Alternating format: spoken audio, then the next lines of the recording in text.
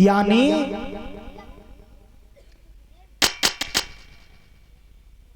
भरत जो थे ऋषभदेव के जो पुत्र थे, वो जब धीरे धीरे सयाने हुए तो यहां तक बताया है कि जब वो सारे दिन भजन करते, प्रभु का स्मरण करते, एक नहीं 200 माला, 200 माला सुबह, 200 माला शाम को, 400 माला करते भरत जी और नदिया के किनारे वास करते। एक दिन क्या हुआ, एक सामने से हिरनी आई और हिरनी इतनी पीड़ा में थी, वो गर्भवती थी हिरनी, और पीछे से उसे शेर दांगता हुआ आ रहा था। तो उसने जो नदी थी उस पर छलांग लगानी चाहिए, लेकिन वो नदी में ही गिर पड़ी। अब गर्भवती तो वैसे भी थी, जैसे ही गिरी धमक की वजह से उसके प्राण निकल गए। जब उस हिरनी के प्राण निकल गए भाइयों, अब तो जो हिरण का बच्चा था अपने आप बाहर आ गया, उसकी पीड़ा न सहन हुई, बाहर आकर के फड़फड़ाने लगा वो हिरण का बच्चा। वहीं पर भरत जी अपनी माला जाप कर रहे थे, जैसे ही वो धम्म से आवाज और उस हिरनी की आवाज सुनी, भाग करके गए और हिरण के बच्चे को ले लिया। देखा तो हिरनी मरी पड़ी है, दाह संस्कार किया। अब तो उस बच्चे को नहलाते हैं, दुलाते हैं, फिर खिलाते हैं, प्रतिदिन का नियम बन गया। अब जो माला थी 400, वो घट करके 20 रह गई महाराज, 20 माला बस। अब उनमें भी माला जपते हैं हरी हरी हरी, लेकिन यदि वो हिरण पास में आ जाता है तो फिर माला को छोड़ करके, अरे हमको ये पिताश्री मानता है, इसका कोई है नहीं इस जग में, इसलिए मोह हो गया उन्हें, मोह। देखो जब उससे मोह हो गया तो अब तो कुछ नहीं, दिनों रात हिरण का ही चिंतन रहता है, भगवान की तो माला बिल्कुल छूट गई। कभी ध्यान आ जाए तो श्रीमन नारायण, नहीं तो फिर जय श्री, लगे उसी में हिरण के वहां में। यहां तक बताया जब मृत्यु हुई तो हिरण के वियोग में मृत्यु हुई। और ये बात सत्य है भाइयों, जिस इंसान का अंत समय जहां पर ध्यान होगा, बहुत महत्वपूर्ण बात है ये, अंतगतासो वही मता, यानी अंत समय जिस इंसान की बुद्धि चित्त जहां पर होगा उसे उसी की प्राप्ति बताते हैं कि उसी की प्राप्ति होती है। तभी तो कहते हैं न जाने कितनी बार तुम उनके पुत्र बन गए, वो तुम्हारे बाप बन गए। क्यों? सारे जीवन नाती पंथियों के लिए किया है, तो कहां जाओगे, वहीं तो रहोगे, क्योंकि उन्हीं के लिए करो। तो उनकी जब मृत्यु हुई तो हिरण के वियोग में हुई, भरत को अगली योनि हिरण की भोगनी पड़ी। दूसरी, जब हिरण की योनि भोगने के बाद और हिरण को बने मालूम है, उन्हीं की संतान, जो हिरण उनका था उन्हीं की संतान बने थे। अब तो सारे दिन कहते हैं प्रभु मैंने तो बहुत बड़ा पाप किया है, तुम्हें त्याग करके, और ये मैंने क्या किया प्रभु? हे प्रभु आज के बाद ऐसा कभी नहीं होगा प्रभु, इस योनि से मुझे बाहर निकालो। और ये सत्य भाइयों, 84,999,999 योनि ऐसी हैं जिनमें बड़ी पीड़ा सहन करनी पड़ती है बहनाओं। अब से हिरण है, जंगल में भाग रहा है, शेर आ गया, झपट्टा मारा, उसके शरीर को नोच नोच करके खा रहा है। यदि तुम्हारा शरीर कोई नोच नोच के तुम्हारे ही सामने खाए तो कैसा लगेगा? लेकिन वो असमर्थ है, कुछ कर नहीं सकता, कर्म बंधन में है, वो उसे भोगना है, वो पीड़ा उसे सहन करनी है। भाइयों यहां तक बताया है कोई बिना तुम्हारे कर्म के तुम्हारे अंदर एक सुई तक नहीं चुभो सकता। गाली देने की तो बहुत बड़ी बात है, सुई नहीं चुभो सकता। क्यों? ज्ञान की बात है, सुनना पहले, कोई क्यों नहीं छुपा सकता। एक अणिमांडव नाम के ऋषि हुए थे महात्मा जी। तो वो जब बाल अवस्था थी उनकी, 13 साल के थे, तो उन्होंने एक तितली को पकड़ करके और एक छोटा कांटा लेकर के उस तितली की गुदा द्वार में तोड़ दी थी। महाराज गुदा द्वार में जब वो तितली कांटा था ना, वो तोड़ दिया। जब कांटा तोड़ा तो अब उस तितली की तड़प तड़प करके मौत हो गई, उस तितली की। उसका फल देखो कहां जाकर के मिला था, अणिमांडव को। अब वो बढ़ते बढ़ते बढ़ते बढ़ते 40 वर्ष व्यतीत हो गई, कोई उसका फल नहीं मिला। कर्म का कोई भी नहीं दिया भगवान ने। जब घड़ी आई उसका फल देने के लिए, उस पाप का, आहा, तो एक राजा के यहां से कुछ चोर धन लेकर के भागे और उनके पीछे मंत्रीगण सेनापति भागे। तो वो चोर उन्हीं अणिमांडव की जो कुटिया बनी हुई थी उसमें जाकर के घुस गए। अब जैसे ही घुसे, जवाब दिया, महाराज हमें कैसे भी बचा लो, अब की बार बचा लो। उन्होंने कहा कोई बात नहीं, छुप जाओ। धन को वहीं दुबका करके वो तो निकल गए, लेकिन जो पीछे भागते हुए सैनिक आ रहे थे उन्होंने देखा। महाराज ये बताओ यहां से कोई चोर भाग करके गए थे? जवाब दिया यहां से कोई नहीं गया। कोई नहीं गया? मंत्री ने जवाब दिया, हमें लगता है ये बाबा कुछ न कुछ गड़बड़ है, बता नहीं रहा है। हमने इधर ही जाते हुए देखे, फिर भी नहीं बता रहा है। आहा, जवाब दिया ठीक है, तो सैनिकों जाओ इसकी कुटी में जाओ और देखो। ब्रह्मबोध थे वो अणिमांडव में। उन्होंने कहा देख लो, कोई बात नहीं। देखा तो वहां चोर तो पहले थी रखे गए। जवाब दिया महाराज सारा सामान यहाँ पर है, ये बाबा चोर है, पकड़ लो इसे। अब तो सब सैनिक पकड़ के, ब्रह्मबोध थे वो, अपने उसमें मस्त थे भजन में, अंदर ही अंदर, और चले गए। जब गए तो राजा ने कहा क्यों तुमने हमारा धन चुराया है, छुपाया है? जवाब दिया मुझे नहीं पता। तुम्हें नहीं पता? अच्छा, ऐसा करो जल्लादो, इन्हें उठा करके सूली की सजा दे दो।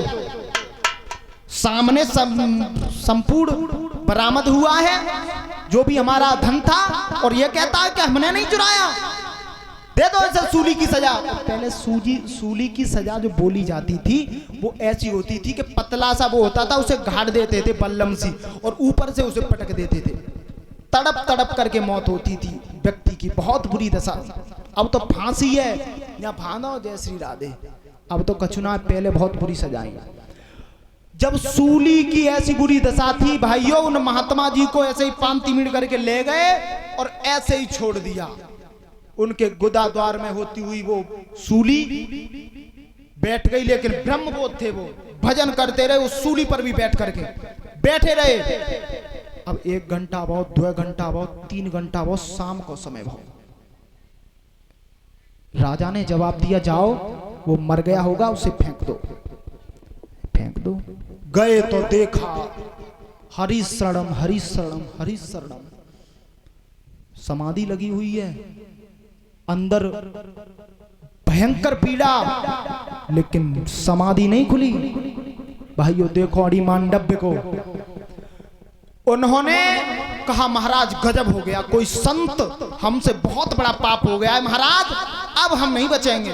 कोई महान संत का हम पर निरादर हो गया है, बहुत बड़ी सजा है। जवाब दिया क्या हुआ कि अरे वो तो उस पर सूली पर बैठ करके तपस्या कर रहे हैं, तपस्या कर रहे हैं। अच्छा, लेकर के आओ जल्दी। अब राजा भाजे मनते लदर पदर गए, पास में उन्हें उठवाया गया, बाहर निकाला गया। जवाब दिया महाराज पहले ये बताओ आप अभी तक मरे नहीं? मरे नहीं? अरे इससे पहले निकाल, ये पीछे जो लग रही है वो नहीं निकली। जवाब दिया कोई बात नहीं, यहीं खड़ा रहे तू पहले, मैं अभी जाता हूं, स्वर्ग में जा रहा हूं। क्योंकि ब्रह्मबोध थे वो। धर्मराज के सामने पहुंचे, कहा ओ धर्मराज एक बात बता, मेरी कौन सी कमी थी? मुझे अभी मेरा पूरा लेखा जोखा चाहिए, मुझे यहीं। अब भजन के आगे न तो भगवान की चलती है भाइयों, किसी की नहीं चलती है। जो ब्रह्मबोध ज्ञानी होते हैं ना, उनके आगे। धर्मराज भाजर डोले जवाब दिया, महाराज शांति बनाओ, शांति बनाओ, मैं तुम्हें बताता हूं तुम्हारी कमी कौन सी है।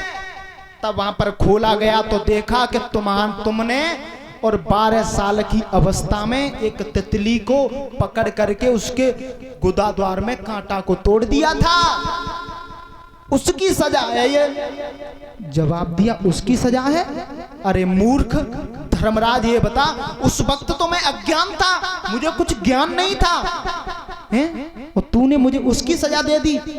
तो जा, मैं आज के बाद नया शासन बनाता हूं, संविधान बनाता हूं कि 14 वर्ष तक यदि कोई बच्चा पाप करता है तो उसका पाप माना नहीं जाएगा। तो ये अणि मांडव का बना हुआ है, 14 वर्ष तक नाबालिग है, और 14 वर्ष के बाद यदि उसने कुछ भी पाप किया तो उसकी सजा उसे मिलेगी 101%। ये प्रभु का लेखा जोखा है। बोलिए गोविंद भगवान की। अब जब हिरण बने महाराज, जब भरत, तो उससे योनि से प्राप्त होकर के फिर दोबारा मनुष्य बने। आहा, कैसी है लीला भगवान की। भरत जब दोबारा पैदा हुए, बाहर आए, तो क्या कहा भगवान से मालूम है? प्रभु एक बार चूक हो गई मुझसे, 2 बार चूक हो गई, लेकिन अब चूक नहीं होगी। अब मैं ये डोरी तुम्हारी टूटने नहीं दूंगा। ज्योतिषियों ने देखा, उसका नाम रख दिया भरत। उनके जो पिताजी थे एक ब्राह्मण थे, हवन करता थे, हैं? तो हवन करता पिताजी एक ब्राह्मण जो हवन करके अपनी जीविका चलाते थे। उन्होंने कहा, जब धीरे धीरे भरत से आने हुए, तो भरत बेटा इधर आओ। जवाब दिया, बोलो पिताजी क्या बात है? अरे तुम ऐसा करो, एक श्लोक याद कर लो, मैं देखूं तो सही है कर पाएगा भी कि नहीं कर पाएगा।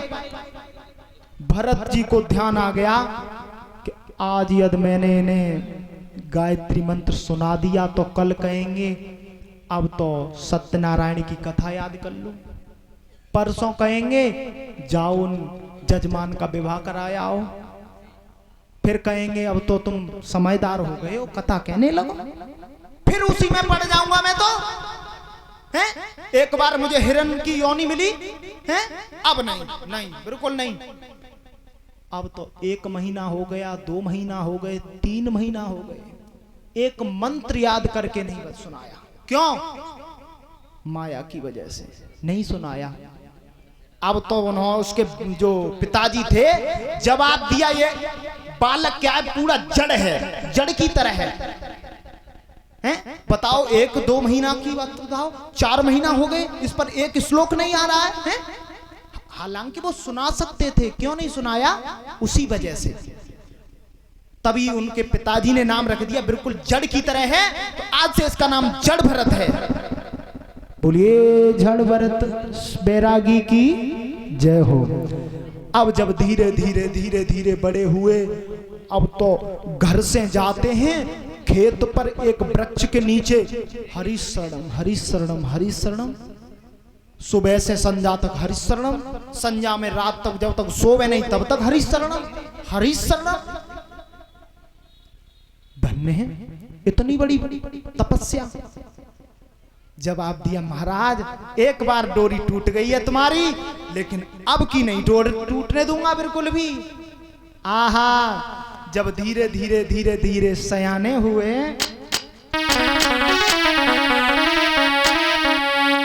अरे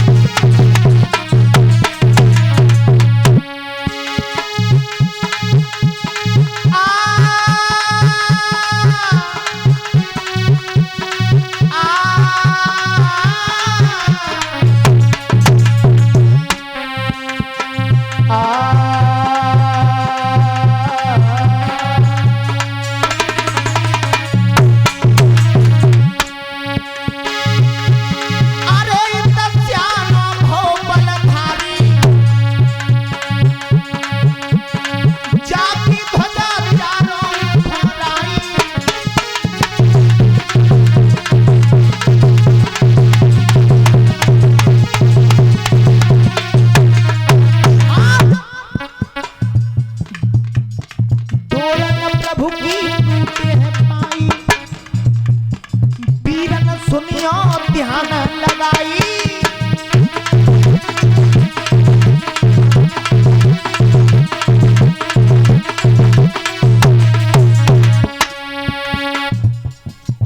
कछु बेटा श्यानो हुई आयो धीरे धीरे, बुआ लाला श्यानो हुई आयो धीरे धीरे।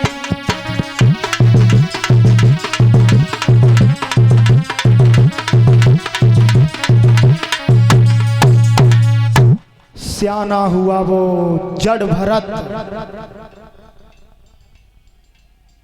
20 साल की जवानी भरपूर ब्रह्मचारी, शरीर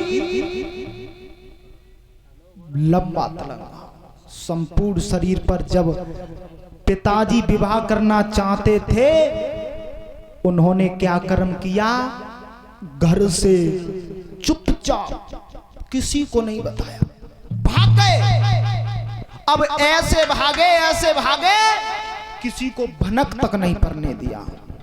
और ये बात सत्य है भाइयों, जब इंसान के दिमाग में आ जाता है कि अब मुझे कुछ नहीं करना, इस जन्म में मुझे भगवत प्राप्ति नहीं की, तो ये जन्म भी बेकार चला जाएगा भाइयों।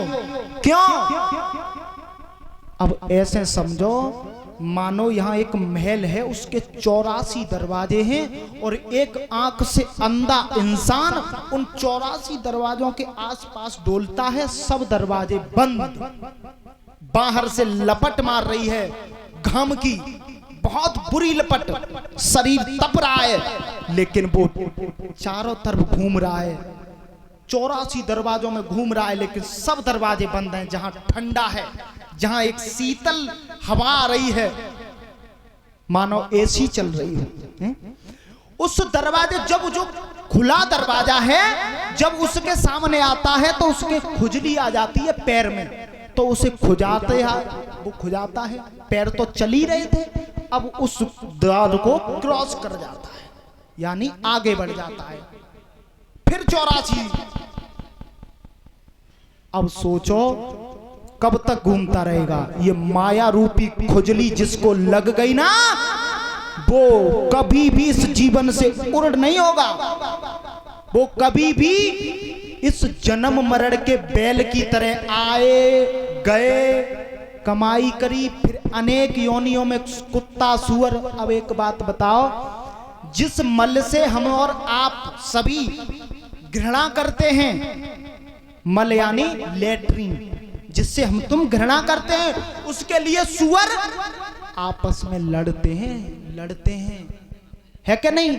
जिस मल से हम और आप घृणा करते हैं, वही सुअर आपस में लड़ते हैं वहां पर उसे खाने के लिए। बताओ कितनी बड़ी बुरी योनि है।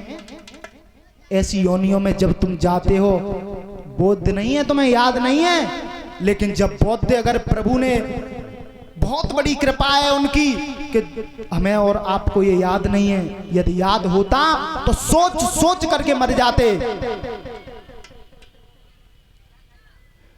वो 84 योनियों में भोगता है, जो इस जन्म में पापाचरण करता है, भगवान को भूल करके पराई बहन बेटियों की तरफ गलत दृष्टि डालता है, पराई नारियों में गमन करता है, और जो पराये धन की आशा रखता है, वस्तु, व्यक्ति, स्थान, इन 3 चीजों से कभी भी मोह नहीं होना चाहिए।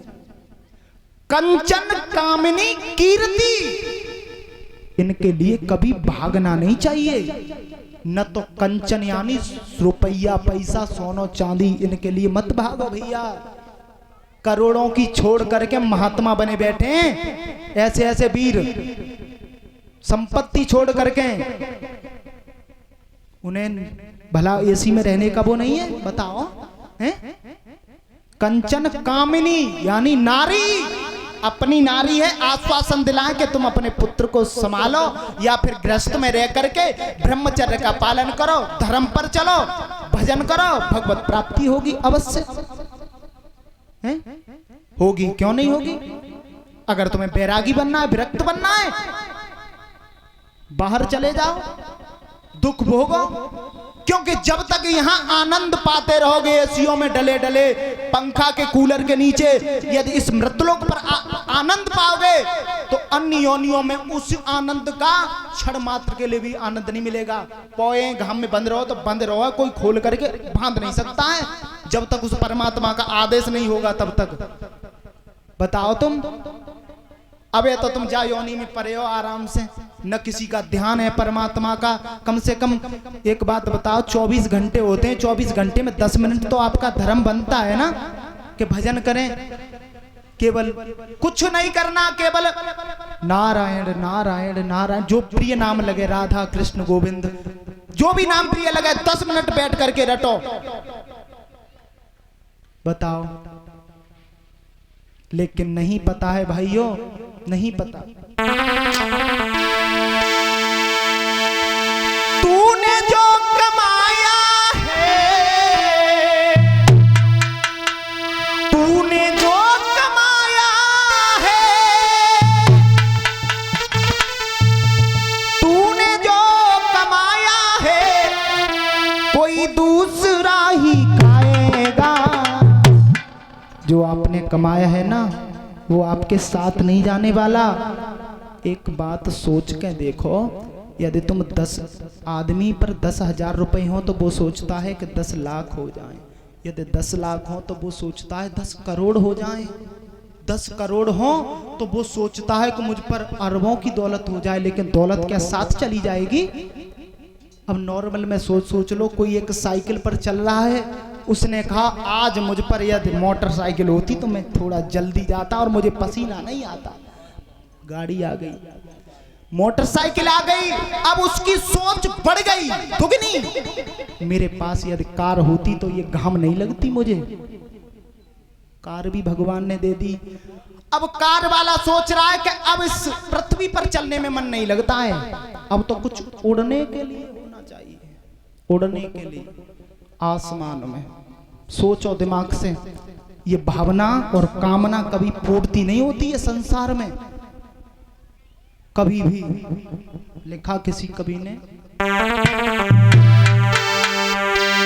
तूने जो कमाया है, तूने जो कमाया है, तूने जो कमाया है कोई दूसरा ही आएगा। और खाली हाथ आया बंदे, खाली हाथ जाएगा।